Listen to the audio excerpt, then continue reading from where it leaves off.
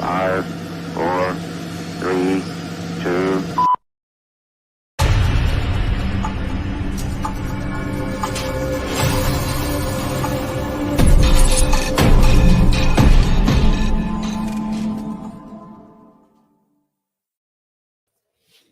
It's good, y'all. Welcome back to Niner Wire. I'm your host, Sam, and today we are here to break down the blueprint for the draft. We are 2 days away, guys.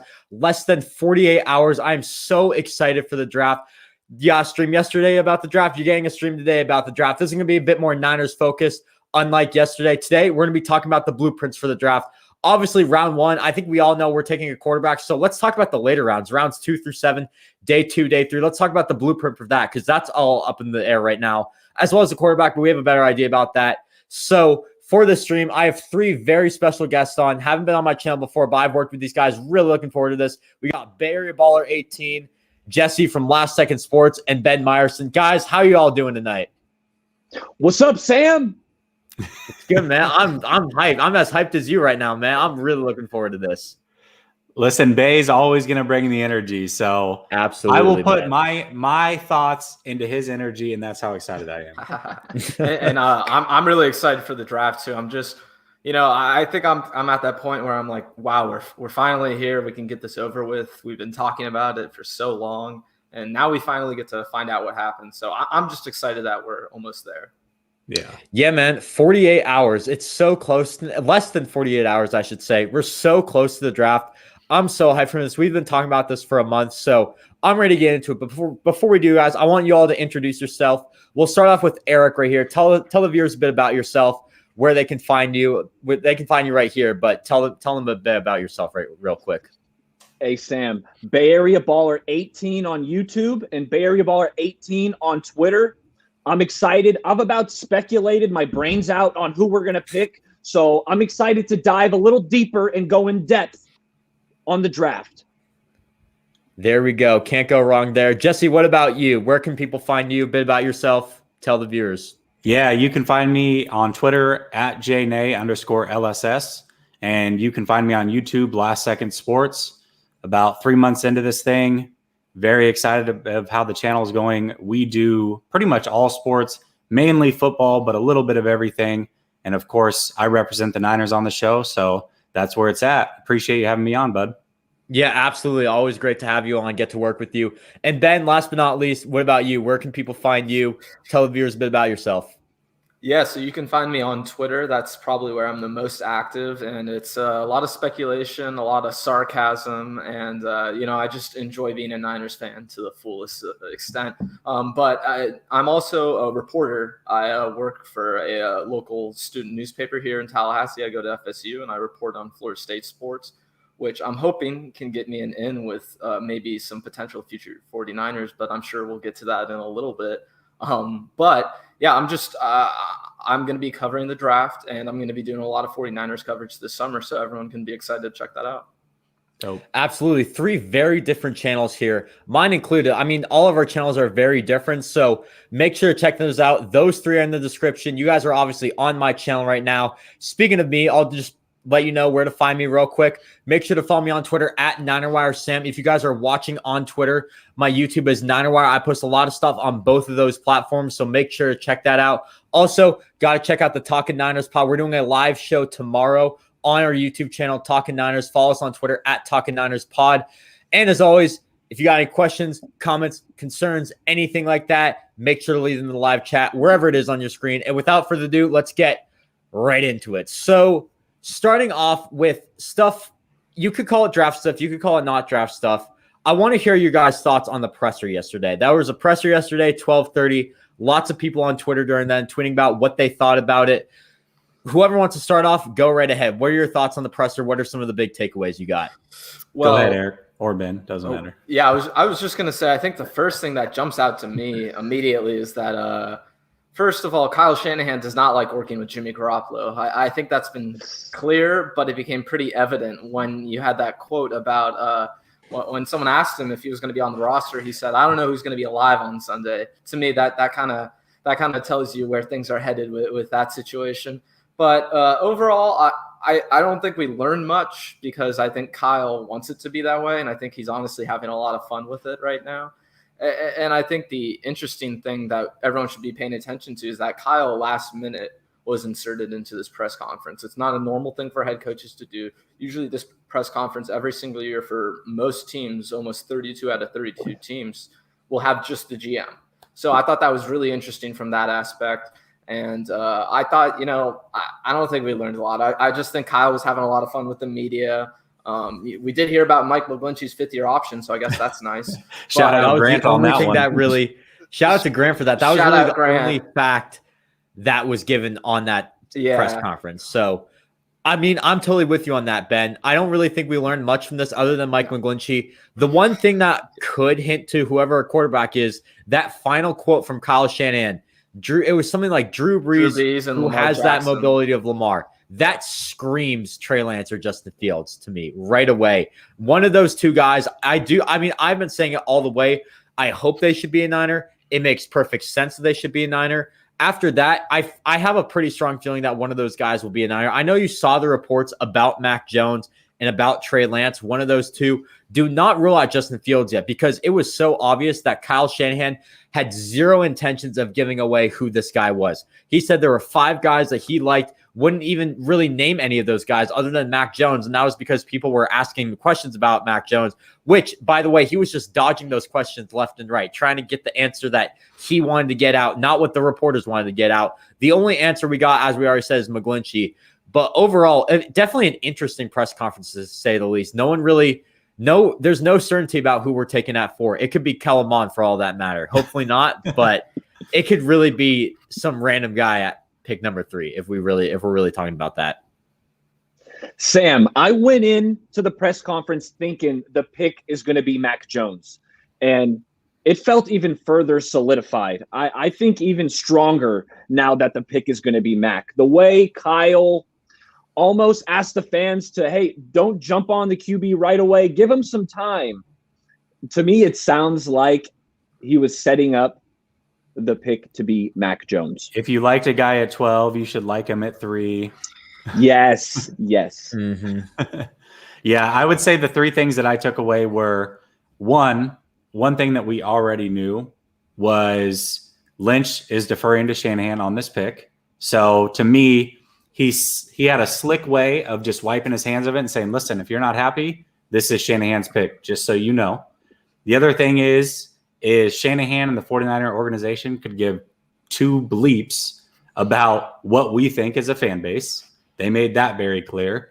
And I would say my biggest takeaway was, and a lot of people caught him saying starting quarterback, but within that, he also said, when we moved up 2-3, we had 3 guys in mind. We now have fallen in love with 5 guys. So who were those 3 guys? Was that 3rd guy Mac Jones? And that was who he always thought he was going to get. And then the scouting department talked him into Fields and Lance. And so now he kind of enjoys watching how all 5 of these guys play. I don't know, but that's something that stood out to me.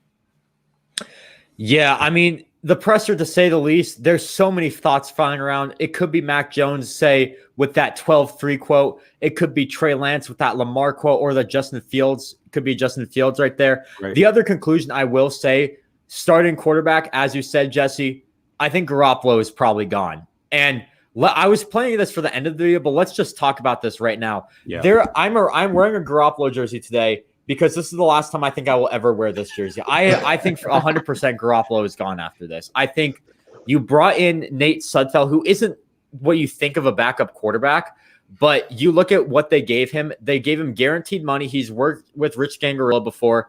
I definitely think he can be the backup quarterback for the San Francisco 49ers. Josh Rosen also knows the system decently well, could be the backup quarterback for the 49ers going into next season. Even though it's very risky to get rid of Garoppolo, I do think it will happen. You save cap a little bit. You get possibly another second or a third. And by the way, we'll talk about those second and thirds later, because in my opinion, the more picks, the better, especially for this draft, in my opinion, because you got a fair amount of needs for this team, a fair amount of holes, in my opinion, more holes than people would think. My only concern with trading Garoppolo, the market is very small, in my opinion. I think you look at the NFL landscape, only 2 teams stand out to me, Denver and New England. I think one of those 2 teams should be getting Garoppolo. And I bet those two teams are probably the only teams that are going to make offers for Garoppolo. I don't think teams like Washington would offer anything because they have Fitzpatrick. Most teams have a rookie in place or they have a bridge quarterback in place ready to go for 2022. So in my opinion, it's going to be tough trading him. I think the value you're looking at a third minimum. I'm hoping for a second. You've seen the rumors that New England might give up a first. I don't believe that at this point. We'll have to see what happens. But yeah, that's what I think about Garoppolo. Jesse, what about you? What do you think about Garoppolo moving on? Yeah, I mean, this is the worst kept secret in the league. We've all known that they were trying to get rid of Garoppolo. We knew it before they traded up to 3. We certainly knew it after they traded up to 3. And anybody who actually thought he was in the plans for this year, I don't know what to tell you. I mean, the writing's been on the wall the whole time. I will say this. I actually do think Washington could be a player in it, and I think the Bears could be as well. That said, possibly 2 out of those 4 teams are going to get a quarterback in this draft. So if that happens, that still leaves us with 2 possible options. Those guys aren't going to bid against themselves. I would say probably a third rounder unless we're willing to throw something else in to maybe make that a second rounder. Maybe we want to throw in our third rounder to get up into the second round, or maybe we want to take a future pick that could escalate from a third round to a second round or something like that. But to me, yeah, Garoppolo is as good as gone. He's not going to make it until the end of day Sunday, and that's just what it is. I'm curious to see where he ends up. And as Kyle Shanahan said, he doesn't even know if he's going to be alive on Sunday. So we'll have to see what happens there. Ben, what about you? What you got to say about Jimmy Garoppolo? Well, I think I would agree with a lot of what everyone has said so far, but I really think the Niners are going to struggle to trade Jimmy Garoppolo. I mean, let's just be real. There's not going to be many options, and I think it's going to be interesting. One thing is going to be who's going to wear number 10. But besides that, I just think with Jimmy, like Jesse said, it's the worst kept secret in the league. So I don't think he has that second round value even right now. You look at how many injuries he's had, how expensive he is, unless he's already agreeing to a contract restructure ahead of time, which even if we can't get a second round pick, I still think he's going to have to restructure his contract. It's that bad of a situation. And because the Niners have been so blatant with what they've been doing, it makes it a lot easier for teams who are interested in him. And then, like, for all the reasons Jesse mentioned, there's so few teams actually interested in him. And then that's going to be even more narrowed down during the draft because we literally don't know what's going to happen. And this year is going to be as crazy as the draft as ever. So, I just think overall they're going to have a really tough time trading Jimmy Garoppolo, and I don't see them getting more than a third-round pick at best for him. That's just my opinion. For sure. I would say you, this Eric? too, just Go ahead, real Jesse. quick. I would say this. We talked about 4 teams possibly going down to 2. Don't rule out the Carolina Panthers selecting Fields if he falls to 8 and then them flipping Darnold. That's also a possibility. So if that happens, that could be even less teams that are in the mix for Garoppolo. You see, here's my thing about that. I don't think they would give up a 2nd, 4th, and a 6th for Sam Darnold to probably sell him for a cheaper price than that. I don't think they would take. I think right now, I currently think that they're in the market for an offensive lineman or Kyle Pitts if he falls. I think, yeah, you could have gone a quarterback, but it would be very hard. You would have to trade with Atlanta, which is an in-division trade. That would have to be a king's ransom. I do, as I said earlier in this offseason, I do think Darnold has a lot of potential. I think Darnold's their man for the future. I don't think they would give up that much to just move on for him right away. I think Darnold's the future for the Carolina Panthers. At this point, yeah, you could go quarterback. You could go like a Kyle Trask maybe. I highly doubt it. I would probably go Sam Darnold for the Carolina Panthers for the future, considering what they gave up for him. That's what the plan seems right now. Yeah, I would think on the surface that would be the case. But like I said, if Fields falls to 8, I really think what happened was when San Francisco moved up to 3, they started to speculate and say, okay, well, they're probably picking Fields or Lance, which means that next guy on our list, whether that's Lance or Fields, may not make it to us. So we've got to figure that out now. But if one of those guys falls to him, I'm telling you, do not be shocked if it happens. I've got a lot of friends that are very plugged into that team, and they're saying that's the rumors that they're hearing as well. So don't be shocked. I think also some of those picks were future picks. So really, if it's a future third, that's equivalent to a 4th round pick this year is what it equates to. So that's how you kind of equalize future picks. So I'm not saying book it, but don't be shocked if it happens. Definitely a hot take right there, I gotta say. But I wouldn't be surprised either. I mean, I don't think it will happen, but it could definitely happen. I'm totally with you on that. Eric, what do you think about Jimmy Garoppolo? We didn't get to you for that. My opinion has not wavered, and Jesse can confirm this. I've said for months, I don't think Jimmy has any trade value. Or if he does, it's minimal. I'm talking maybe a 4th, 5th rounder. And that's because Jimmy's missed 2 out of the last 3 years for the most part. And not only that, when he's on the field, he's all right. I mean, I can't see a team send in a 2nd round or 3rd round pick to us for a mediocre quarterback who's had injury issues. I don't think he has it. I think we might end up cutting him, or he might stay on this roster for one more season.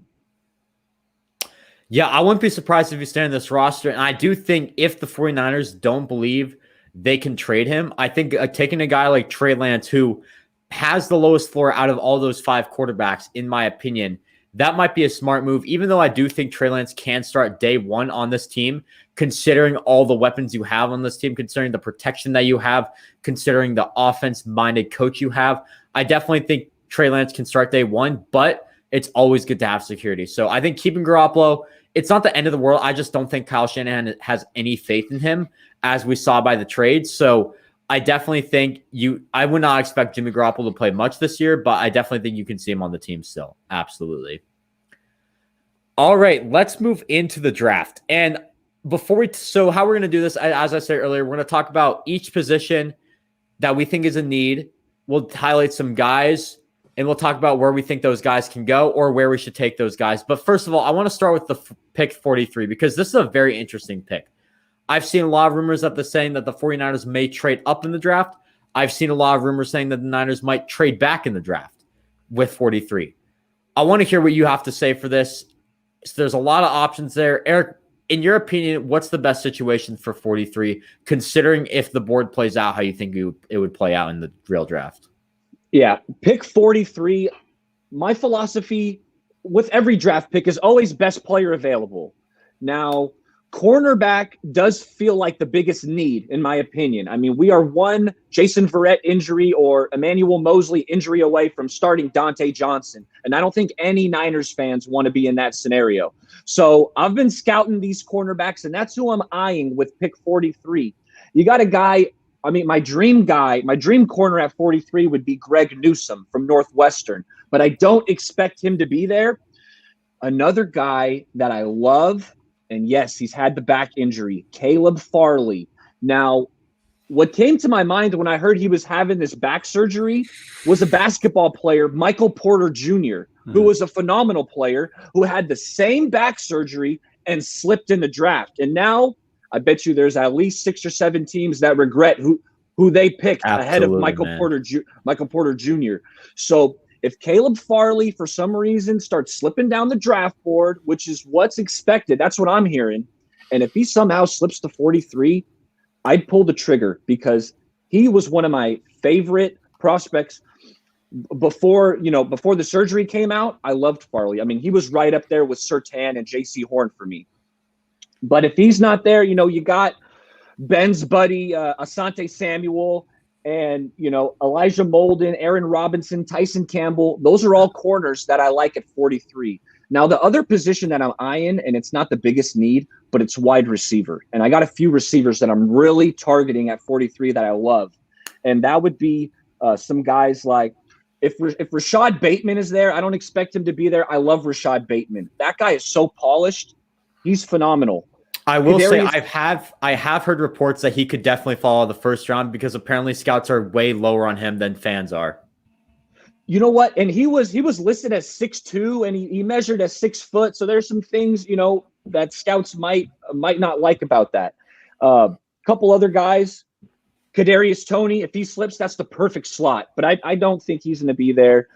The 2 more realistic players that I love at wide receiver at pick 43 is Diami Brown and Elijah Moore. Both those guys, phenomenal slot receivers. I think they're polished, and they can start day 1. We can put them in the slot. If Debo gets hurt again, these are phenomenal receivers.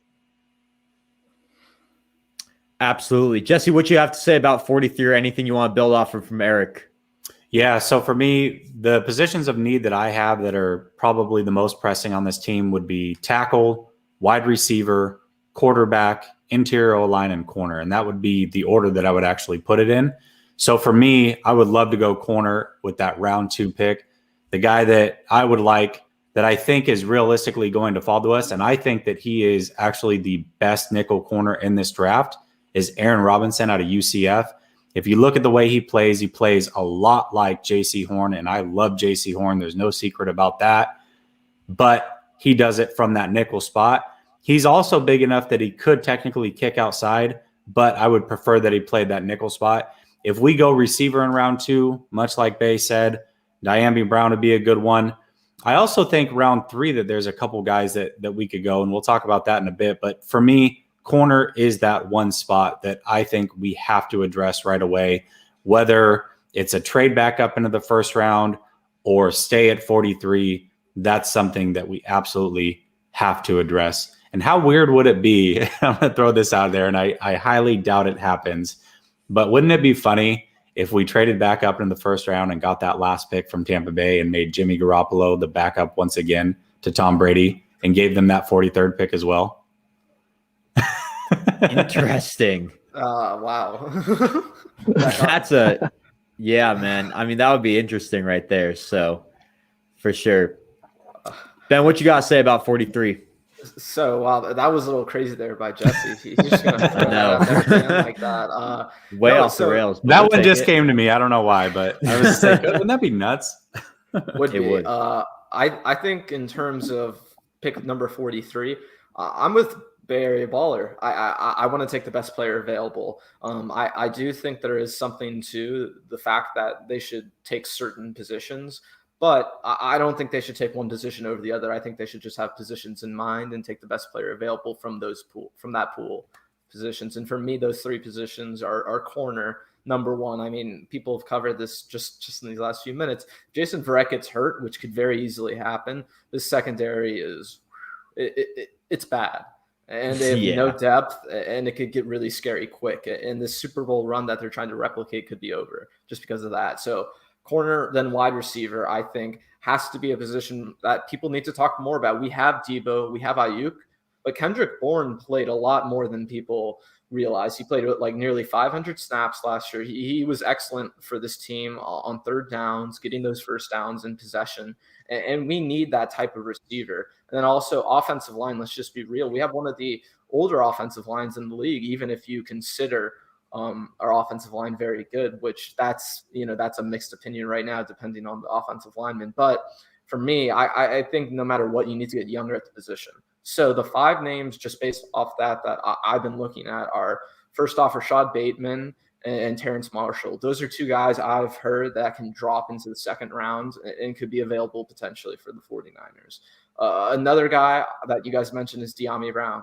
I love him, but I think out of all of those guys, Terrence Marshall it would be the best fit out of all of them, because like I said, with Kendrick Bourne, you're losing that guy in that role. And with Terrence Marshall, he's Kendrick Bourne plus. He's better, and he's going to add a different dynamic to this offense with Debo, with Ayuk, and you don't have to rely on those guys as much. So I'd be really excited for someone like that. But if we're talking about corner, I got to talk about my guy out of Florida State, Asante Samuel Jr. He's a little undersized, but besides that, there's really not much to complain about. He can play slot this season, and you can even kick him outside potentially down the road. I'm really excited for him. I actually might get to cover him for the NFL draft, so I'm hoping the Niners pick him. That would be really cool. Hey, that would be really exciting. But, he has all the tools and just everything you need to be a corner. He's great in space. He has a rocket up his butt, and he can just do all kinds of different things on the field. And then the last guy I want to talk about at pick number 43 is Landon Dickerson. I would be so excited if the 49ers would go and get the center out of Alabama. If you're not familiar, he tore his ACL. He was the one who's doing cartwheels behind Mac Jones at the pro day.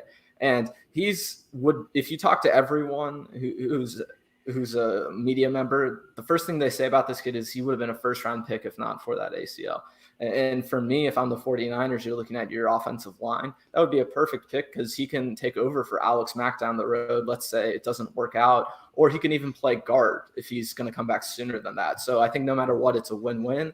And that's a guy I would be very, very excited with. And I think that would be a really mature pick. But I do want to say, just before I end, those are the people I would take. I think Kyle could also take a running back because, let's be real, Kyle does like to invest in running backs. He just hasn't done it since Joe Williams in the draft. So, I think they're going to try and invest in that position in some way. So I don't want to take a running back, but if we're talking about it, Michael Carter is awesome out of UNC. Travis Etienne might be there. So I'd be excited for either of those players. But, I think overall we're going to have a really good option at 43 no matter what. I think there's still going to be a lot of good players there, especially with how weird this year is. I think teams are going to take advantage of that, and I just hope the Niners are one of those teams. And to add to the point about Travis Etienne, that would be, in my opinion, one of the most perfect fits in this draft. Travis Etienne and Kyle Shanahan. I think if he's there at 43, personally, I don't expect a running back at 43 unless it's Travis Etienne. I think that's too perfect of a fit to pass up on. And I would personally love that pick. But for me, I think at 43, there's just so many options, which it's so hard. You could trade back. I do think trading back would be a good option. I think you'll have depth later in the draft, later in round 2 and maybe mid round 3 you can get. One team I looked at that could trade up, Cleveland maybe. I was trying to see a team in the late, and maybe Cleveland's definitely like a hot take. I don't think they will trade up, but that's kind of the ideal spot. They have 2/3. They have, or maybe they don't have 2/3. I'm forgetting, but they have like pick, I think 59 or something like that. That's probably pretty much an ideal spot. The late 50s trade back. You can get an extra third there. But if we stay at 43, and this is just in general, my biggest needs for this team: cornerback number 1, wide receiver number 2, linebacker number 3. After that, it gets a bit interesting. I would probably go offensive line, edge, tight end. And the reason I put those 3 first, the cornerback, cornerback, wide receiver, and linebacker. Let's look at this depth. I tweeted this out a few days ago. So cornerback depth, you have Dante Johnson, Tim Harris, Ken Webster, Adonis Alexander, Brian Bobby Calhoun, and Mark Fields. Those last 3 guys I've never heard of before. So that's pretty bad. Linebacker depth is pretty thin. You have Flanagan Fowles, Jonas Griffith, and Nathan Jerry. You have 2 of those guys who are primarily on the team for special teams, not because they're there to play that middle linebacker position or wherever they want them playing. And wide receiver, after that, the wide receiver depth isn't that bad, but there's so many question marks with it. You have Jalen Hurd, you have the injuries. Mohamed Sanu is probably our best receiver on this depth chart right now. River Craycraft, Jawan Jennings, Travis Benjamin, Matt Cole, Austin Pearl, Trent Sherfield, and Kevin White. So just a lot of question marks there. You need to solidify that wide receiver. And hey, Sam, go ahead. back to linebacker. You're not a big Azeez Al-Shaair guy? Because I like me some. No, Al-Shaair. I am a big Azeez Al-Shaair guy. We need someone who can back him up and compete with him for that starting job. Because right now, your best linebacker on the team behind those starting 3 is Demetrius Flanagan Fowles, and his primary role is special teams, not playing that linebacker position, not being a 3-down linebacker or 4-down linebacker, I should say. We need a guy who can be that 4-down linebacker or 3-down linebacker for this team to come in case there's an injury. Because if one of those guys goes down, whether it's Greenlaw, whether it's Azeez Al-Shaair, whether it's Fred Warner, dare I say it, we're going to be screwed at linebacker because there's going to be a lot of difficulty filling that hole, in my opinion. And that's a crucial hole for this 49ers defense, especially with now DeMeco Ryans at head coach, a former linebacker coach. I think you need to fill that hole a bit more because I have a feeling they might rely on the linebackers a bit more. So we'll have to see right there.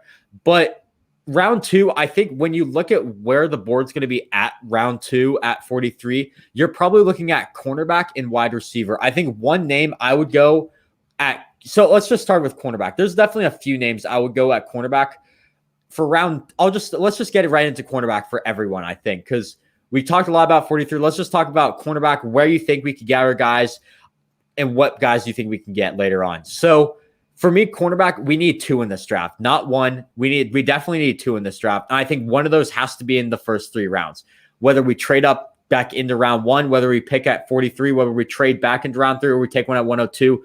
We have to get a cornerback in the first 3 rounds. And that's something that the 49ers haven't done often, but this year it's got to change. And when you look at what the 49ers need, I think they really need a gritty cornerback, a guy who's very physical, a guy who likes to get in there, mess plays up, get in other players' heads. I love those guys a lot, and I definitely think that's what the 49ers are looking for, especially after losing Ahkello Witherspoon, who I believe is actually going to be a bigger loss than it sounds. I think he's going to do really well in Seattle. We'll have to see about that. Definitely a hot take. But two guys you can talk about for a day 2 pick, maybe day 1, Ifeatu Melifonwu out of Syracuse and Kelvin Joseph out of Kentucky. Those are two gritty cornerbacks if you want to talk. And I'm primarily focusing on the outside because I think nickel, yeah, you do need some depth at nickel as well. But I think you look at the outside because if Jason Verrett's gone, that's going to be a hard position to fill. Meanwhile, if you have Kalen Williams gone, I think you can slide a guy like Tarvarius Moore into the slot or something like that. You have decent depth for that. But I think you look at the outside, that's definitely a lot worse. So two guys, Ifeatu Melifonwu, Kelvin Joseph, those are two of my favorite guys round 2. Eric Stokes is another guy too I forgot to bring up. Tyson Campbell, I know he's been climbing up boards. I wonder if Eric Stokes is climbing up boards as well because there are more people watching Tyson Campbell film late now. So I wonder if Eric Stokes, this guy ran a very fast 40 time.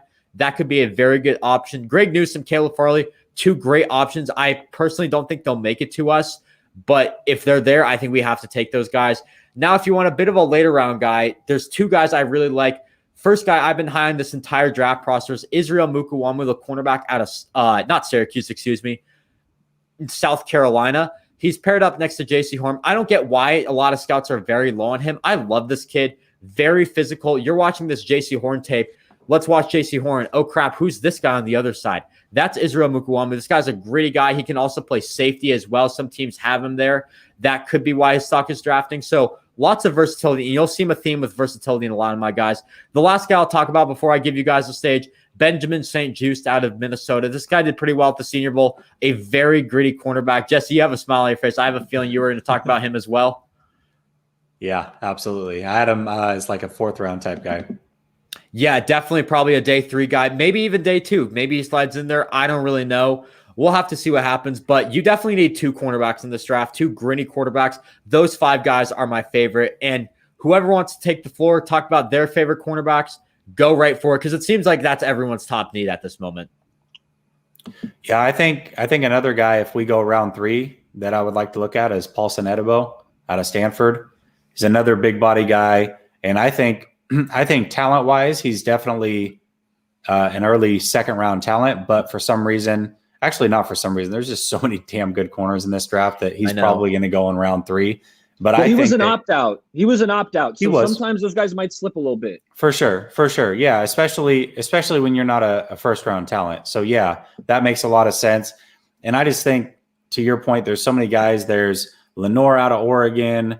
There's a guy in Washington. There's a guy at Cal. Like there's literally probably 30 corners that if we could get 2 of them, I'd be happy. So corner, I agree with you. I had it in 2nd round. I had it in the 3rd round. I had it in the 4th round. And I think if we have a perfect draft, we probably do need to get 2 corners, and it's got to be very early for both of those corners, in my opinion. Yeah. And I think for me, I agree with a lot of what you guys have been saying. I want to take 2 corners in this draft, if not at least 1. And it has to be in day 2 for me because we're obviously not going to be taking one day 1. And I actually think for the 49ers, I think that 2nd round spot is going to be best player available. But if you listen to something specific they said at the press conference earlier, was that there's 160 really good players in this draft. And if you look at the picks the Niners have, they have in the later rounds 155, 172, 180, and 194. So I think they're actually going to consolidate some of those picks to move up in the 3rd round and potentially still hang on to that other 3rd round pick, so that you can get more shots at the dartboard and you can get some of those picks early on, because I think past that 5th, 6th round, the Niners don't value a lot of guys. So for me, if I'm looking at it from that perspective, I love both of the Georgia corners that you guys mentioned, Tyson Campbell, and of course the other one. And I want my guy Asante Samuel Jr. to somehow fall to us at 43, of course. But I also love a guy like Kelvin Joseph or the Syracuse corner that was mentioned earlier. He's amazing as well. I think he's a guy who could definitely be there for the 49ers. He could be some of their targeting. I love the Minnesota corner as well that Jesse was talking about, Benjamin St.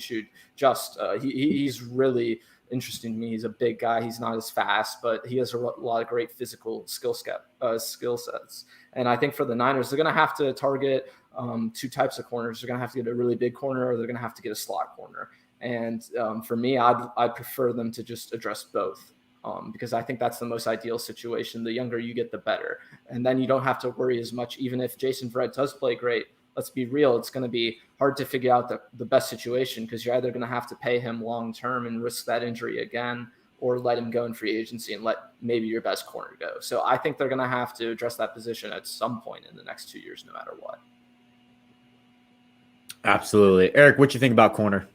Yeah, I got a guy in round 3, 4, and 5. And my round 3 guy I'm eyeing is Rashad Wild Goose. And he went to Wisconsin, and Wisconsin plays a ton of zone. But this guy looks like he has the tools to be a lockdown man corner. So he might slip because he wasn't playing to his strengths at Wisconsin. And not only that, he only played a handful of games this year because he had a shoulder injury. A round 4 a guy I like. He's undersized, out of Oklahoma, Trey Brown. This guy's a dog. Not only that, he also brings an element in the kick return game. When I'm watching his highlights, so half of them were like kick returns that he's returning, across the 50-yard line. So he's really like a 6th round guy too, isn't he? You can get him in the 5th or the 6th. Oh yeah, for sure. I was seeing 4 or 5. He was a 4-year player at Oklahoma, so he was on the field a lot. He had a lot of snaps. He gets a little too physical at times. He had a lot of penalties called against him, but hopefully that's something you can coach up. The dog that he has, you can't coach. So that's what I like about Trey Brown. My round 5 guy, I'm a Bay Area baller. I watch my Bay Area guys. Cameron Bynum out of Cal.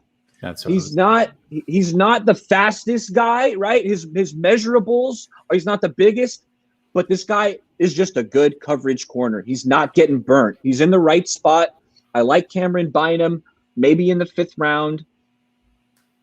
And yeah, those are my 3 guys I'm eyeing right there. I like it. Yeah, I mean, I definitely think it's weird. The cornerback rankings have been all over the place because I just looked at one board. Rashad Wildgoose, you said he's a 3rd round guy.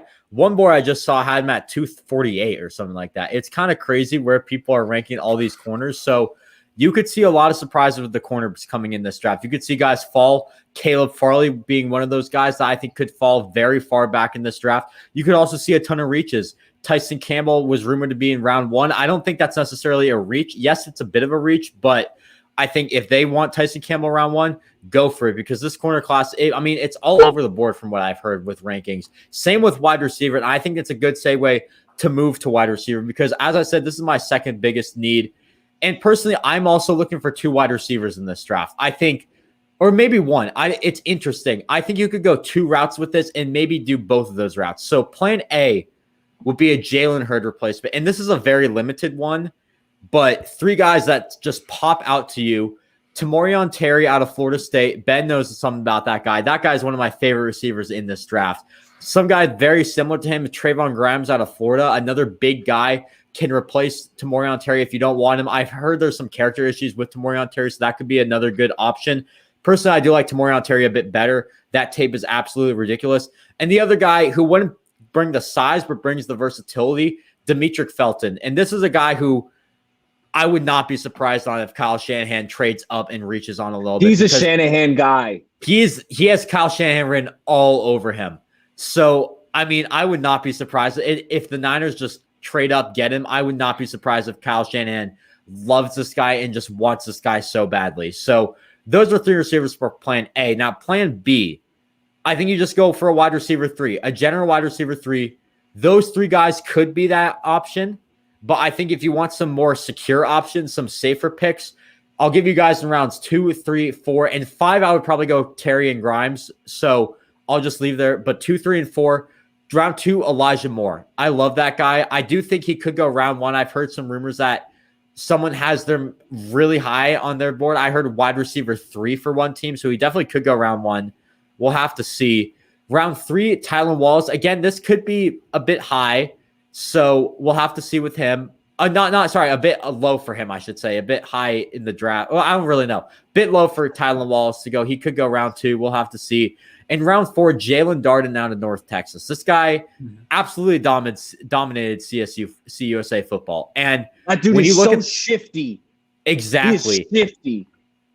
Kyle Shanahan loves that. I definitely think he could be a wide receiver 3 in this draft. Terrence Marshall as well. I'll add him to the list. Ben said that already. But Terrence Marshall, that guy is Kendrick born, plus more. And I definitely think if you want a Kendrick Bourne plus more, Terrace Marshall could be the pick at 43. So those are the receivers. 2 plans right there. You could go both plans. You could go one plan, could go the other. I don't really know. Eric, what you got to say about wide receiver? Wide receiver, I'm not going to lie, Sam. I feel like it's my specialty. That's the position I've really dialed in these last couple of weeks, analyzing a lot of these draft prospects. And let me tell you who I like. I got 2 guys who I don't know if they're round 3 or round 4 guys, but they're guys that I really like. And out of Western Michigan, Dwayne Eskridge. I love him. He's like electric. That. And not only that, this guy, he gets it upfield. He's not tiptoeing and dancing around. He's got some moves, but really, I love that he's a north-south guy, and he's dynamic. Another smaller school player out of South Dakota State, Cade Johnson. I really like Cade Johnson. He feels pretty polished for a guy you can get round 3, round 4. Love Cade Johnson. If we're going to go this is another like round 4-ish guy. You let me know if you guys see him elsewhere. But Amari Rodgers, he's another kind of hybrid, can give you a rushing element to him, as well as he's a slot guy. I love Amari Rodgers out of Clemson. You already mentioned Jalen Darden out of North Texas. That dude's got juke moves for days. He will juke you out of your shoes. So I like Jalen Darden. And a guy that really I think 49ers Twitter has put me onto is Austin Watkins. And where he's from Alabama, Birmingham. And Austin Watkins, when I watched his tape, it gives me flashbacks to a young Josh Gordon. Like Josh Gordon early in his career with the Browns, just with his size, his speed, and his ability to beat you deep down the field. I like Austin Watkins. And a guy later, I don't know where he's going to go. I think he's a potentially a day 3 guy, is Smith Marset out of Iowa, right? He's got some size and speed. He's a guy, if we want a deep threat, Smith Marset. There you go. All right. So a couple of guys for me.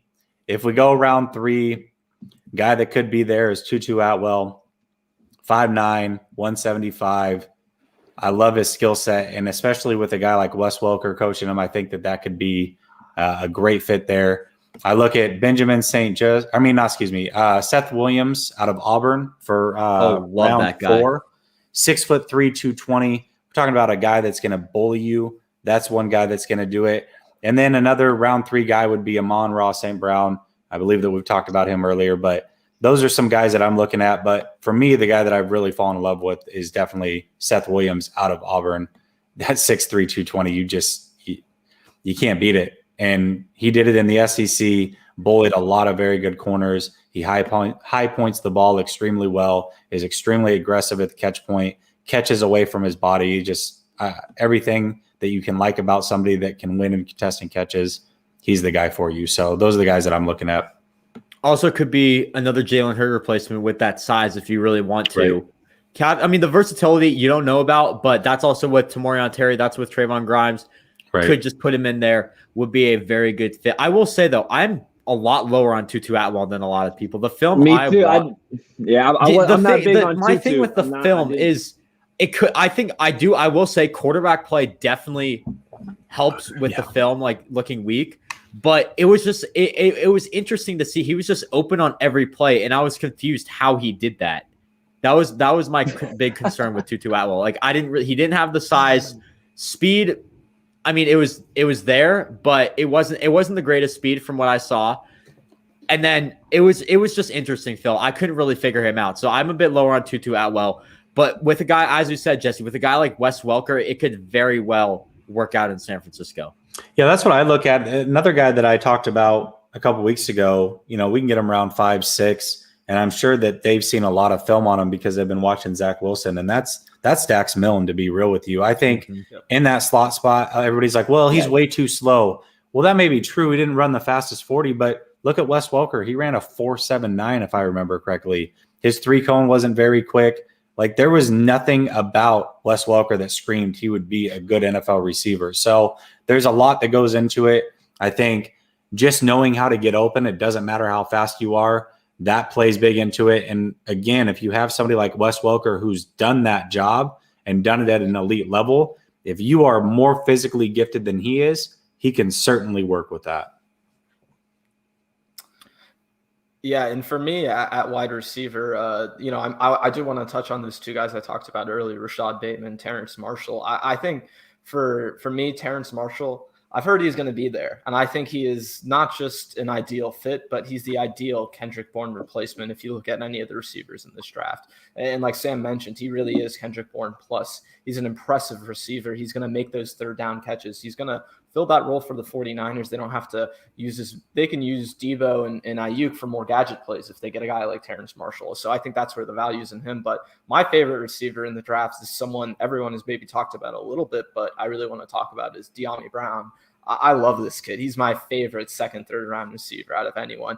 He's getting a lot of this flack because he only plays on the left side of the field. He only runs so many routes. But if you look at what North Carolina asked him to do, what they were trying to accomplish within that offense, he did everything that was asked of him, and he's fairly newer to the position. So I think he's only going to get better from here. If you look at his advanced statistics, he gets all the deep stuff. That's where his bread and butter is. And I think he could be a really explosive playmaker for the 49ers, especially when we see them go away from Jimmy Garoppolo and bring in this new quarterback. They're going to need some more pass catchers who can get the ball, down the field and pass the numbers. So I think that's just going to be something they're going to have to plan for. But, I hate that all you guys went ahead of me because you're mentioning all these guys I love, like Cade Johnson and the kid out of North Texas. And there's even the Stanford receiver, I think, Simi. Oh, gosh, I was going to put Fahoko? Is it Fahoko? Yeah. I'm not going to try, but there's just it's a deep receiver class. And I think if you look at Kyle Shanahan's history, it's not just because I agree with what Sam said, but Kyle has taken one or two receivers in every single year that he's drafted. And people really need to keep that in mind. And he's taken them high when he has. So I think that's going to happen again. And I think he's just going to fall in love with someone in this draft. I think it even could be a Kadarius Toney if they want to trade up for someone. So, to me, I think there's any number of options for the Niners at wide receiver, whether they want to go early, whether they want to go later on. And like I mentioned earlier, they have 160 players on their board. So even if it's around 155, if they love some receivers at that point, great, go get one. So, I think there's a lot of different options for the Niners in the draft at receiver. I would say don't rule out Golden Tate either. I mean, he's still out there, and he would be perfect for us in the slot. So well, and hey, apparently Julio Jones is available, and just saying. Why not, Golden Tate feels like he fits our offense with the way he's good after the catch. He's tough. Absolutely. I agree with that a lot, Jesse.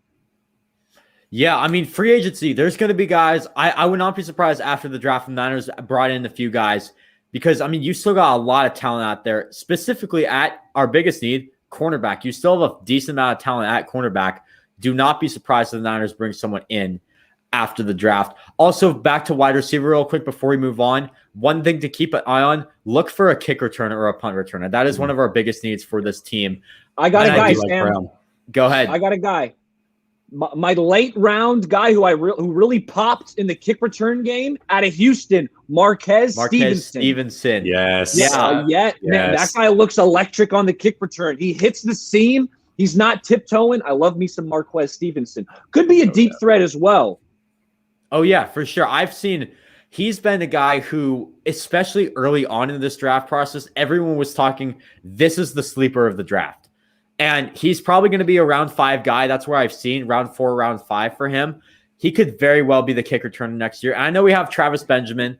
I know we have Richie James. I know we have River Craycraft. But honestly, Benjamin might not even make the roster. River Craycraft might not even make the roster. And frankly, I just don't like Richie James as a punt returner. Kick returner, I'm cool with. Punt returner, though, that's a whole different story. You need someone a bit better for that. Marquez Stevenson could very well fill this role. And I would not be surprised if one of the receivers we take or corners we take is going to be our kick returner this year. So definitely something to keep an eye on in the way how we draft.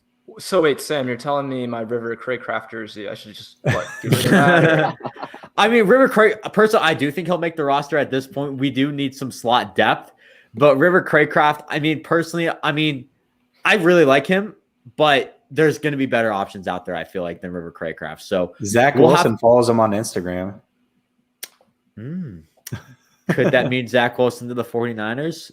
He follows the 49ers. He follows the Falcons. Me and Bay Area Baller are still He waiting does on not that one. follow the Jets, so who knows? Oh, yeah. Interesting. We'll have to see how that pans out. Maybe there's a shocker in the draft at pick 2. So we'll have to see. All right, Jesse, one of the positions you talked about earlier on, offensive line, you said it was towards the top of your board. I kind of want to hear that because, I mean, yes, I do think it's a need, but you had a lot higher than your board than I did. And you look at this offensive line on paper, you have 5 solid starters at this point. Talk about why you think offensive line is such a big need for this team. Yeah, I feel like we've been playing musical chairs a lot at that right guard position, and I feel like we need to lock that position down.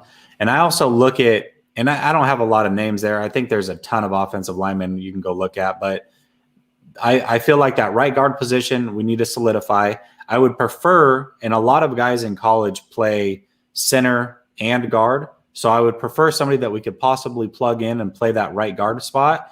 And then if we have an injury to a 36-year-old Mac, or we just need to replace him at the end of this year, then he can slide into that center spot and we can look at possibly interior linemen again, either next free agency or in the draft. And I also look at that swing tackle spot. We have who behind the tackle spot? We have Coleman, who he hasn't played in 2 years for us. We have School, who is good. He's sometimes, not good. I guess. No, I don't. he's You know what I mean? Inconsistent. Exactly. McKivick. So we need some depth. We need some depth. Yeah. We need some good young depth. And so for me, to me a perfect draft would be, like I said, if we could get, let's say, a Golden Tate to play that slot spot. For me, I would go corner, offensive line, corner, offensive line. That's how I would start my draft in rounds 2 through 4. So that's just kind of where I'm at with it. And I would trade some of those 5th round picks to move back up into the 4th round, or do what I got to do to make that dream scenario happen. So. Yeah, it is definitely a deep offensive line draft. And if I'm being honest, offensive line is probably the position that I've looked at the most this draft, considering that beforehand, I did believe offensive line was our biggest need. The offseason went a lot better than I thought it did. So it wasn't as big as a need later on. But I looked at a lot of offensive linemen. I think you're probably looking at round 3 or day 3 for offensive linemen. I think round 3 is probably the earliest you would take it. I think there are bigger needs round 2. Maybe you trade back. This is one of the reasons you could trade back from round 2 at 43. Maybe you move back, keep a second, get an extra 3rd, or maybe trade Garoppolo, get an extra 3rd or something like that. We'll figure that out. But I'll give you a guy who can be round probably. This guy's definitely a day 2 guy. I'll start off with Trey Smith. He's just a big guy. Scheme fit, he'd have to get used to, but I definitely think if you're looking for depth, that's cool. He can play tackle, he can play guard. That's someone who could do well there. The next guy is one of my favorite guys in this draft. He's on my top 10 for tackles. James Hudson out of Cincinnati. This guy I've seen going anywhere from round 2 to round 6. So we'll have to see what happens. But James Hudson, this guy, he played right tackle at Michigan last year, transferred to Cincinnati, played left tackle. I've also heard rumors that he can swing at guard. He's a fantastic run blocker, fantastic footwork. This guy possesses everything you want in an NFL tackle. He does need a bit of development, but this guy, if he's in the right system, like the 49ers, this guy should be a starting tackle one day. Move him to right guard, move Brunskill out, who is in a contract year, by the way. Have to remember that. If McGlinchey struggles, you can move him to right tackle, do something like that, trade McGlinchey. James Hudson, just a phenomenal fit for the 49ers. 2 guys that you can take later on that are mainly just versatile guys. One guy I'll start out had a really good Senior Bowl. Do you need me to mute you, Jesse? Okay, I'm just going to mute Jesse. We'll continue on the conversation. But one guy I want to talk about really here, I'll just move Jesse from the stream real quick. One guy I want to talk about, this guy's, here he is. Perfect. Sorry about that. Just wanted to, everything good? No, he's saying his stuff phone's on. Okay, anyways, I'll talk about this one guy. This guy stood out the Senior Bowl. A lot of people were talking about him. David Moore out of Grambling. Another small school guy. That's another guy people were talking about pretty often. He's a guard, interior lineman, might be able to play center, could play tackle. We'll have to see with him, but that's another guy who I think would fit this team really well. Another swing guy. This guy's probably round 6, round 7. Robert Jones out of Middle Tennessee. This guy is for sure a developmental guy, but he can play guard, he can play tackle. Those are 2 things I look at for the 49ers. I think you're going to see a lot of versatility wherever they go with this pick. or wherever they go with the offensive lineman. Whoever they take should be a guy who can play guard, who can play tackle, possibly center. I definitely think they'll take a center later on. Depends. It's center's interesting because they haven't re-signed Ben Garland. I'm kind of surprised why they haven't. I definitely think he could come back and do something for this team. Also, one guy to keep an eye on, I don't think it's going to happen. Spencer Brown out of Northern Iowa, been working with Joe Staley all this time. If the 49ers take him, that just tells you that Mike McGlinchey's gone after this year. 100%. He is Mike McGlinchey 2.0. He's 6'8". He's the same. When I see he's 6'9", dude. Yeah, he's the same size as McGlinchey. They look like the same guy. He's McGlinchey 2.0. If the 49ers take him, doubt it happens, but that tells you everything about Mike McGlinchey. I actually do have some names because I forgot that on my show we drafted a whole offensive team. So some linemen that I have. So center round 3, Josh Myers out of Ohio State, extremely explosive, anchors extremely well, hits the second level in run blocking. Tackle, 4th round, Brady Christensen out of BYU, extremely good mobility, Definitely. Fundamentally sound, violent punch. And then a couple later guys that we could go with would be, you said David Moore out of Grambling, completely agree with that. He's more of a round 5 type of guy. And then round 7, Tommy Kramer out of Notre Dame.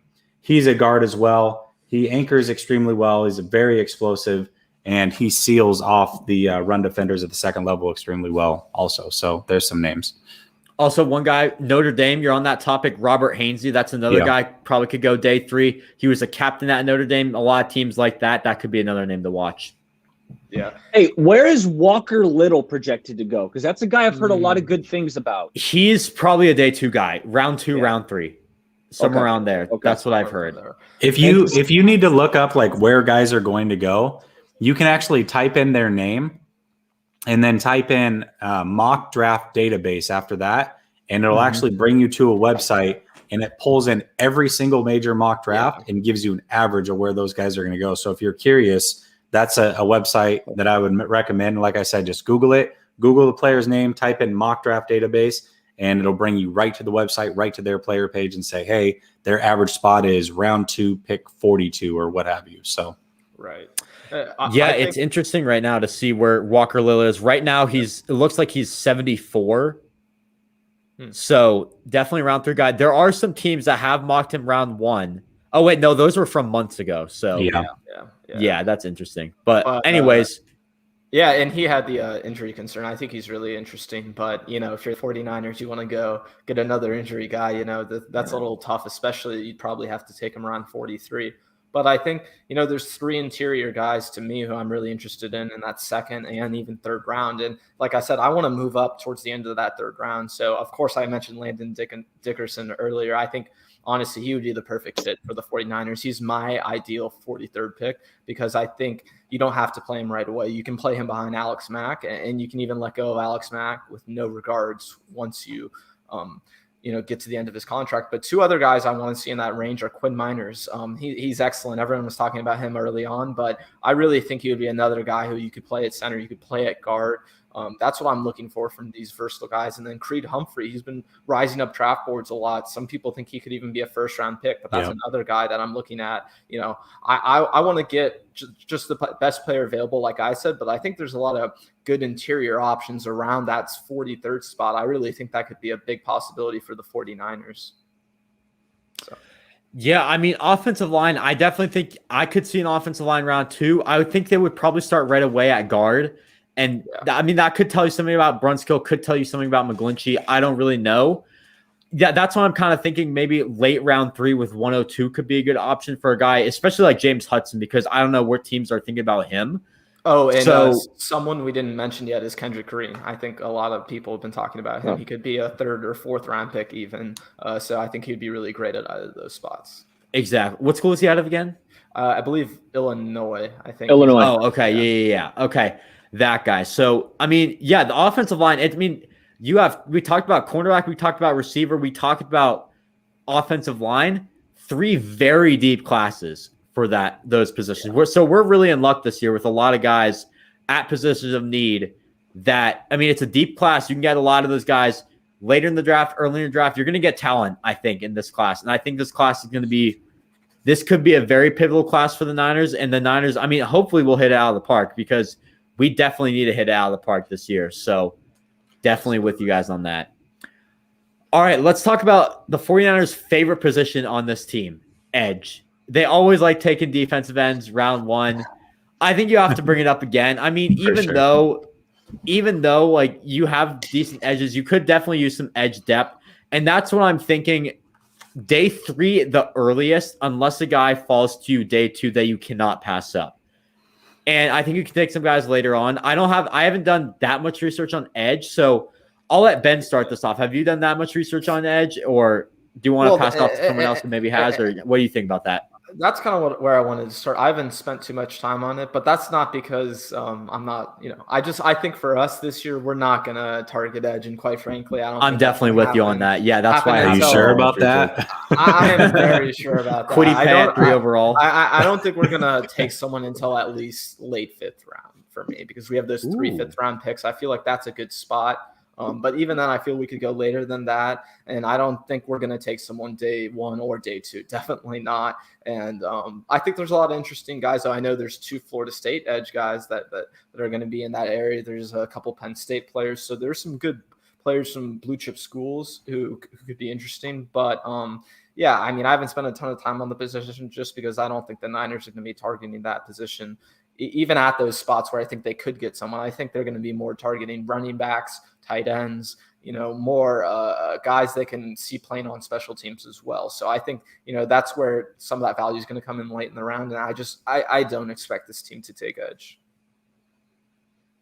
Interesting. Ben, Jesse and Eric, do you guys agree with that?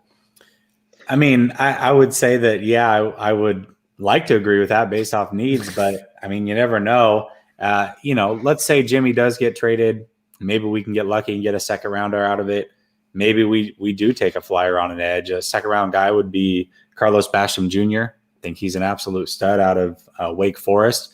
And then you mentioned the Penn State guys, but 4th round, Shaka Toney, Penn State. I mean, he would be a nice pick. And when I think of when this defense was firing at its best, it's when we had D Ford on one side and we had Bosa on the other. And he reminds me a lot of D Ford. He can stand up. He can play that wide 9 technique. He's a little bit lighter, but he has pass rush moves galore. He hits the gap extremely hard. Not the best in run defense, but listen, that's not what he's going to be brought in for. So round 4, Shaka Toney would be definitely a great fit if we're looking for a D Ford replacement. Yeah, I do think the 49ers are definitely looking possibly for a D Ford replacement. I do think Ebukam can fill that hole. And I do think you did bring in some guys at edge that definitely helped for this team. So personally, I think one guy, or I'm going to highlight 2 guys. One guy is probably a round 6, round 7 guy. And one guy's a guy who I think could fall in this draft. I've seen him pretty low on some boards. We'll start with that guy. That's Patrick Jones out of Pitt. This dude did pretty well at the Senior Bowl, runs a 4-3 scheme. Him and Rashad Weaver, that could be another guy. But Patrick Jones has been the guy I've seen falling on boards. If he's there round 4, I think you should take him. It's definitely worth it. I saw him mocked round 1 at the beginning of the year to the 49ers. So definitely interesting to see what the deal with Patrick Jones is. The other guy out of Buffalo, Malcolm Kuntz. This dude's he's again a 4-3 guy, fits our scheme really well. I think those would be 2 guys, 2 developmental guys. Really, I think Patrick Jones, you don't have to develop as much as Malcolm Kuntz, but I think it will work out really well for the 49ers with 2 of those guys. So I'll just name those guys for now. But if let's say a guy like Jalen Phillips, Gregory Rousseau, Carlos Basham, if they fall to you at 43, I think you have to consider taking one of those guys, especially Phillips, because Phillips, in my opinion, Phillips is dude. He is one of the best. He's one of, if not the best edge in this class. I would not be surprised. I mean, teams are saying he's the best edge. I do not. He would be a top 10 pick if he didn't have that concussion issue. I mean, that's easily a big what if. But from a talent perspective, he's a top 10 pick. He's every bit as good as guys that we've seen go in the past. Maybe not on the Bosa level, but he's got a little bit of everything. He's extremely good. Well, and we've certainly seen this team comfortable with taking guys with injury history. So yeah, that's not no doubt about that. If you want one of these injury guys. I'm excited about a couple of the guys that we've brought in-house, right? Arden Key. I love Arden Key. I really liked him coming out of LSU. I think he's the wide 9 can really afford defensive ends to have the pass rushing advantage. So with the tools he has in a wide alignment, he can really excel with Chris Kocurek. Jordan Willis, we brought Jordan Willis back. I think he's another guy who I don't think we've seen his potential yet. So we got a couple of in-house options that I'm excited to see. Yeah, even if Ford doesn't play a snap, I feel like we've got some pretty decent depth there for sure. And at the very least, let's say Ford does play, then one of these guys is going to get kicked off the roster. So they're going to be fighting like hell to stay there. I think it makes for a very good dynamic. Absolutely. So edge, I mean, yeah, you could call it need, but I mean, I think I can say I feel like we're fairly set at it. I do think just knowing the team, we will probably take an edge. So I would probably add that to my blueprint. I do think we'll probably take an edge. So yeah, that's all I got to say about edge. All right. Is there any position? I mean, I have a few more positions I kind of want to talk about, but I know we're running low on time. Is there any position in particular that you guys really want to talk about? Well, I think one later player I want to touch on, because I talked about tight ends that I really want to target for the 49ers, is Brylee Moore. I think he could be really awesome, and he's a great guy. He can do everything. He can block, he can catch, and I think they're going to need that second or third tight end, depending on how you feel about Ross Dwelley. And I want extra depth at that position. You know, you look at George Kittle's injury history. Jordan Reed just retired. I just would want to be a lot more comfortable, especially with a rookie quarterback. So Brylee Moore, though, that's the guy I'm trying to target. I also love the Notre Dame tight end, but I think he's going to go higher. I feel like you can get Brylee Moore in the 4th or 5th round. So that's a guy I love. I'm definitely with you on that. I definitely think we need more of a pass-catching tight end, not necessarily in the blocking game, but you look at what the 49ers have. I think Dwelley's good for the blocking game. Charlie Warner's a pure blocker. And, I mean, Ross Dwelley, I feel like, plays that George Kittle role a bit more. I feel like we were really good with that pass-catching tight end. And I'll say it again, George Kittle did have a dropping problem last year. Definitely did, in my opinion. So I think you got to just get some insurance for him. One guy, I'm going to go back to Florida State, Ben. Trey McKinney, now at Georgia, but former Florida State guy. This guy's a pure pass catcher. Probably a guy you can see round 5, round 6. That's what I've seen on most boards. I would love to have this guy on my team. He's an absolute beast. Watching the film, always really fun to do. So you could have him there. If we don't take a tight end, though, I wonder if that means, is Jalen Hurd healthy? Are we going to move Jalen Hurd to tight end, or is that too risky to do right now? We'll have to see, but I do think taking another pass-catching tight end for this team is definitely a good move. I'm definitely with you on that, Ben. Yeah, and I got another guy for you, Sam. If we're talking pass-catching tight ends, I got a guy. Pro Wells out of TCU. Yes. He's 6'3". He's got a big body, and I really he's tough after the catch. This guy is fighting for yards, and we know Kyle Shanahan loves his yak guys. So he's like a yak guy at tight end. So Pro Wells out of TCU, that was a guy who when I was scouting some tight ends as a later guy, he's a pass-catching tight end I like, Pro Wells. I got another name for you. Noah Gray out of Duke. Yes, I was about to say him too. Extremely smooth release, runs solid routes, and again, one of those guys that catches well away from his body, away from his frame. I think that he would be a great addition in the 5th or probably actually 6th round. We could get him. Yeah, I've seen him mocked as low as the 7th, so that's a really late round guy that I think you could get. All 4 of those guys. I mean, you don't really need you just need one of those guys, and I think you're good. And it can really be any of those guys, in my opinion. So, tight end, I will probably take one. I think the question is who will it be, but all very guys who can get those yards after catch the ball, receiving tight ends. I think you can't go wrong at tight end at this moment. Definitely. So, and one more position we definitely, I think, have to talk about, I mentioned earlier, was running back. I think they're going to invest in a running back on this team. I think Kyle wants to. He's itching to. So is there any guys that you all have seen? Because I think for me, I love either the UNC running backs. I love Travis Etienne. Even later on, I know a guy like Demetric Felton is more of a receiver, but I love getting any type of those guys who can do different things. So do you guys have anyone in mind? Well, I love Javonte Williams. To me, when I see him play, I see Clinton Portis. I mean, all day long, that's exactly who I see. I don't think we're going to go running back that early. A guy for me that we could get in round 5 that I think has a lot of upside is Chuba Hubbard out of Oklahoma State. Oh, yeah. Everyone's been talking about him, man. Quick feet, fights for extra yardage. I think he would be great in our scheme, and you could probably realistically get him in round 5. So that's a guy that I'm looking at for sure.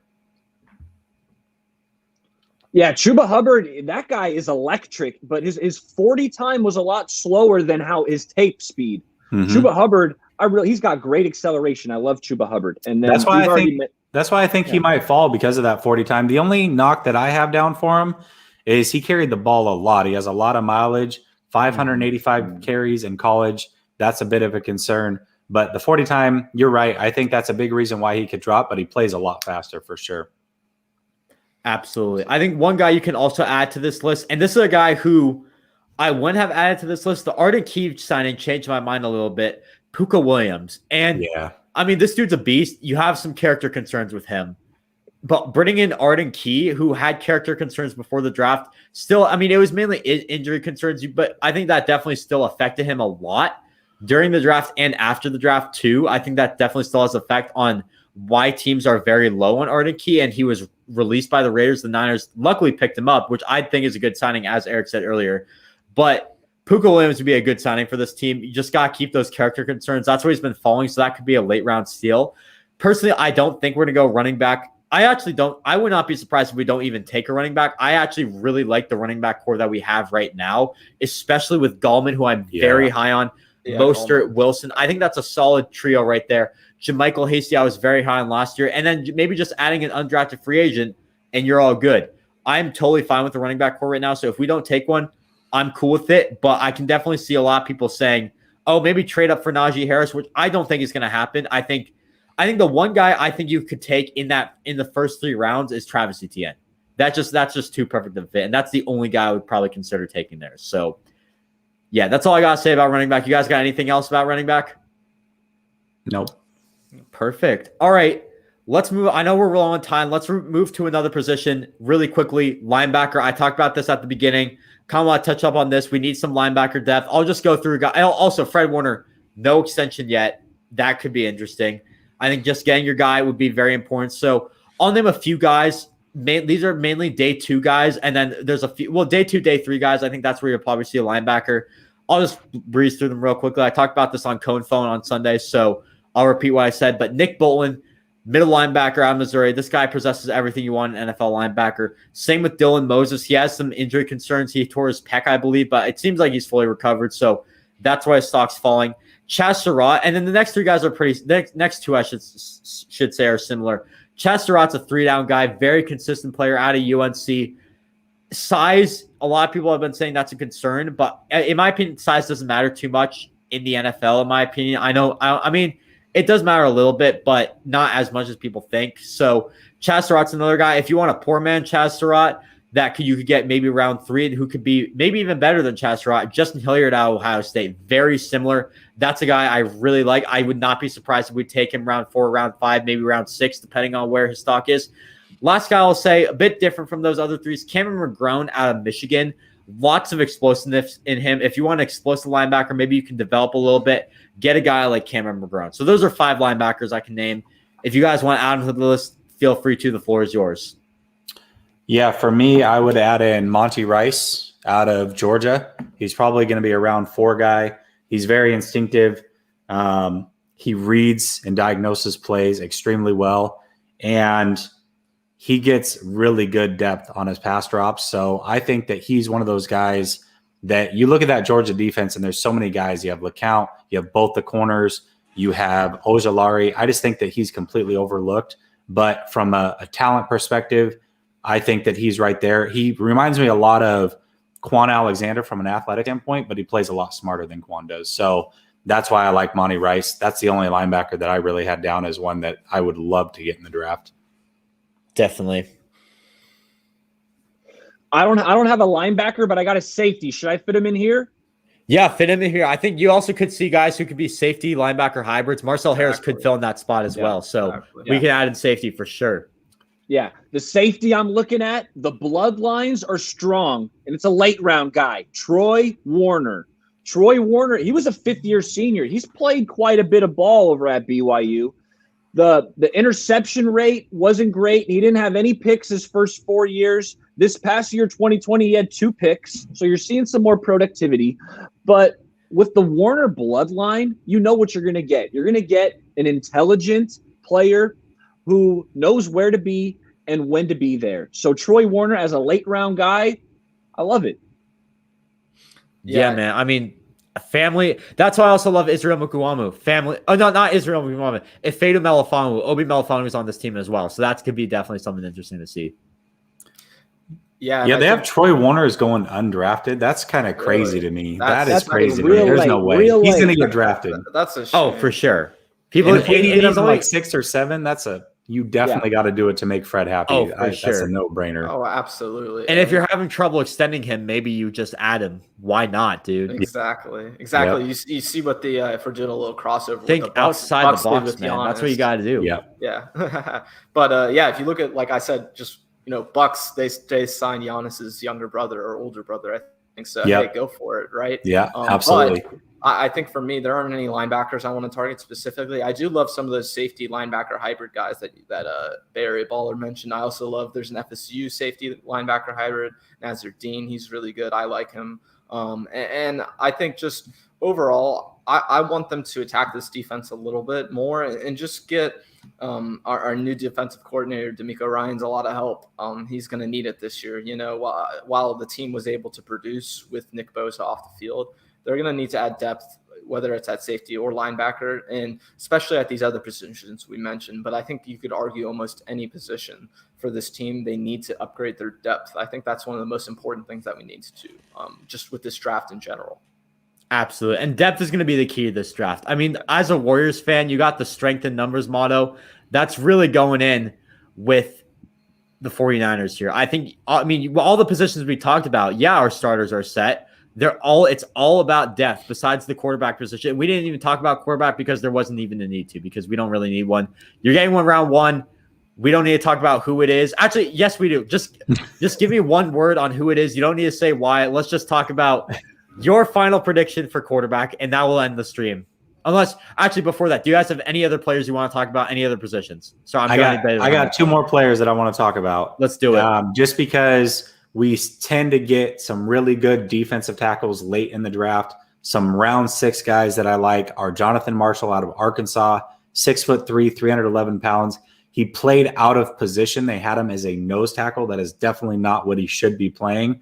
He's not a 3-4 lineman. He needs to be in that 4-3. So I think that he would be extremely solid. And of that same vein, another guy that plays very similar to him, but is a little bit bigger, is Tadaro Slayton out of Florida, 6'4", 330. Again, not a nose tackle despite the size. Both of these guys remind me a lot of DJ Jones of just being big bodies that can get upfield and actually wreak havoc on early down passing plays. So those are 2 guys that I like, just because I don't expect Jones to be here past this season, quite frankly. So, Ben, Eric, any other guys you want to talk about? I've nailed my whole board, Sam. There we go. Yeah, no, I'm comfortable with everyone I covered too. I think just one thing I want to mention real quick before we get into this last thing is that I think this team is going to fill one of these positions we've been spending a lot of time talking about when they trade Jimmy Garoppolo, because there's going to be that huge cap space. And I think, no matter what position that is, I think the Niners are going to have an opportunity to get a superstar potentially, or even get 2 starters. If you look at the kind of money that they're giving up, Spot Track tweeted out, I think this morning, that if you trade Jimmy Garoppolo, the money you would save, you could pay for Julio Jones and the entire rookie class. So I would be very happy with that personally. Yeah. But, just overall, who wouldn't, man? Yeah. Hey, I'm just saying we got to keep that in mind. We see all these guys, these free agents who are going to come up, these post-June 1 guys.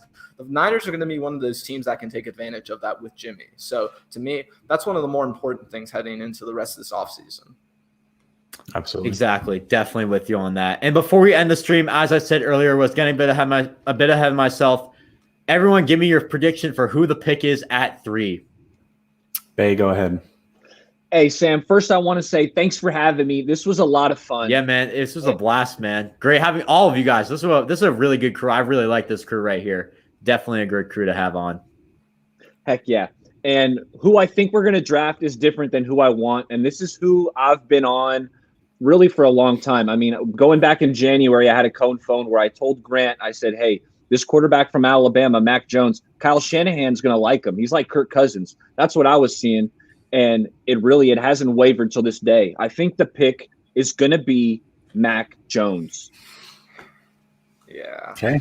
It's not popular, but I feel it. Go ahead. I want to say, first of all, thank you, Sam. This was a lot of fun. We Absolutely, all have man. to get together again and talk soon. This is a lot of fun. But if you're making me choose, I think, first of all, I just want to say, I think the thing I loved about this regime, and maybe it's a little bit hard as a fan, but, looking into the future, I'm happy that no one knows who we're taking right now, because I don't think anyone is confident one way or the other. And I think you look at us versus a team like the Jets, I don't understand why the Jets are so open with who their decision is at quarterback, if that is their decision, even though I'm hoping it isn't. But for saying that Zach Wilson's going number 2, I have to say I think it's going to be Trey Lance. And I've really gone back and forth between Trey Lance and Mac Jones. To me right now, it's a matter of flipping a coin and just what I feel that hour, not even what day. It changes constantly. But for me, I think they're going to get Kyle to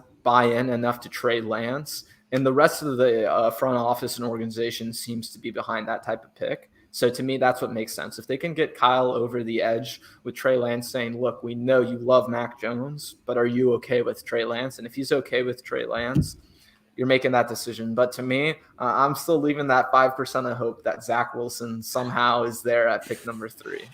But hey, if he's not Trey Lance, not a bad option either. No doubt. Jesse, what about you? Yeah, just to echo what you guys said, I love it when this crew can get together. I know that Ben and Bay said that they're in for Tuesday. What about you? Are you going to be in for Tuesday on my channel? Or I'm still figuring. I need a time to come out for this one thing that I got, but I'm really hoping to be on. But guys, if I'm not, whether I'm on or not, you got to check that out. Next Tuesday, I believe it's at 7. What time did you say again?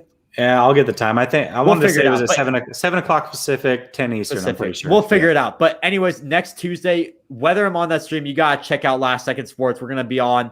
These 3 are going to be on. Hopefully I'll be on. We'll figure it out. But Jesse, anyways, who you got for quarterback?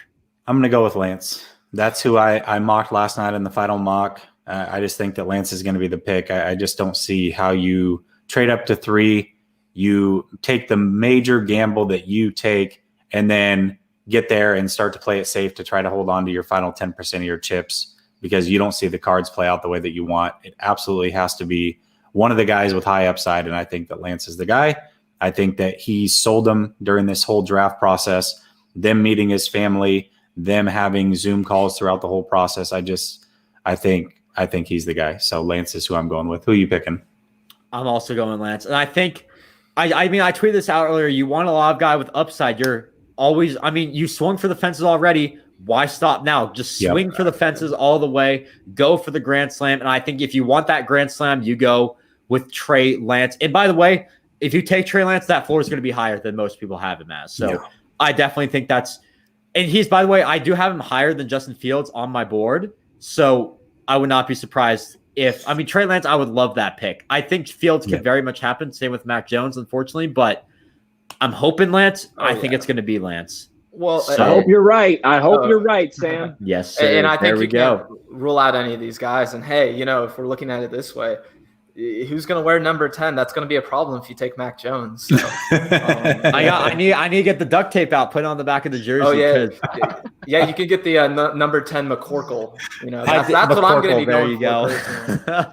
Yeah, I did that I have a black jersey in there. Once a Reuben Foster jersey, now a Quan Alexander jersey, and now it's just like we're figuring it out. But the duct tape will be out on this jersey. Thank you, Jimmy G, for your services. Best of luck wherever you are. But guys, that's going to do it. Great stream tonight. And there's our blueprints for the draft, rounds 2 through 7, with our final takes on quarterback. But that's going to do it. Thank you all so much for watching, and I'll see you guys next time. Go Niners.